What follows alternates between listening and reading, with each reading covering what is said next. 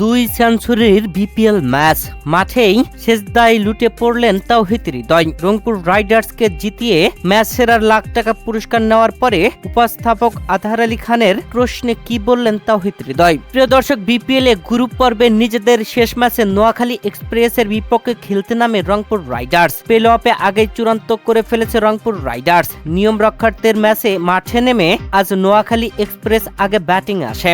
আর Noakhali express শুরুটা ধীর গতিতে রান তুলতে থাকলেও শেষ দিকে এসে তাণ্ডবে ব্যাটিং এ চমকে দিয়েছেন মোহাম্মদ নাবির ছেলে হাসান ইশাখিল। দুর্দান্তভাবে সেঞ্চুরি তুলে নিয়েছেন তিনি। হাসান ইশাখিলের 72 বলে 107 রানের অপরাজিত ব্যাটিং তাণ্ডবে 173 রান সংগ্রহ করেন নোয়াখালী এক্সপ্রেস। নোয়াখালী এক্সপ্রেসের দেওয়া 174 রানের টার্গেটে ব্যাট করতে নেমে ওপেনিং এ ব্যাটিং আসেন তাওহিদ হৃদয়। দাউদ মালানের সাথে দারুণ জুটি গড়েছিলেন, তবে দাউদ মালান 15 রান করে প্যাভিলিয়নে ফিরলে এরপর আসা লিটন কুমার দাসকে নিয়ে দলের জয় প্রায় নিশ্চিতই করে নেন, যেখানে তাওহিদ হৃদয় দুর্দান্ত ব্যাটিং এ অবাক করে দিয়েছেন সবাইকে।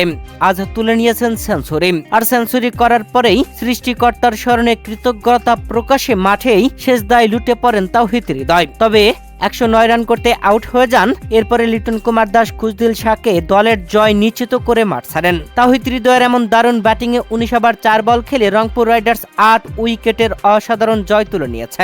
ম্যাচ শেষে জয়ের নায়ক হয়েছেন তাওহিদ হৃদয়। পেয়েছেন ম্যান অব দ্য ম্যাচের লাখ টাকা পুরস্কার। আর ম্যাচ সেরার লাখ টাকা পুরস্কার নেওয়ার পরে উপস্থাপকের করা প্রশ্নের জবাবে তাওহিদ হৃদয় বলেন, ম্যাচ সেরার পুরস্কার পেয়ে আমি অত্যন্ত আনন্দিত। আজ মাঠে নামার আগে আমার মূল লক্ষ্য ছিল পাওয়ার প্লের সময়টা কাজে লাগানো। আমার যে পরিকল্পনাগুলো ছিল সেগুলো ঠিকমতো বাস্তবায়ন করার দিকেই আমি পুরোপুরি মনোনিবেশ করেছিলাম। প্রিয় দর্শক, ব্যাটিং পজিশন ও মানিয়ে নেওয়া প্রসঙ্গে তাওহিদ হৃদয় বলেন, একজন ক্রিকেটার হিসেবে দলের প্রয়োজনে যে কোনো পজিশনে ব্যাটিং করার মানসিকতা থাকা এবং পরিস্থিতির সাথে নিজেকে মানিয়ে নেওয়া খুবই গুরুত্বপূর্ণ।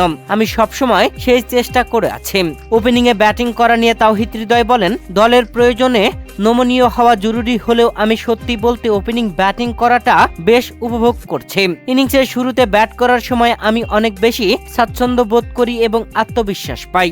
আমার লক্ষ্য ছিল দলের জন্য বড় ভিত গড়ে দেওয়া এবং চাপের মুখে এমন একটি ইনিংস খেলতে পেরে আমি তৃপ্ত।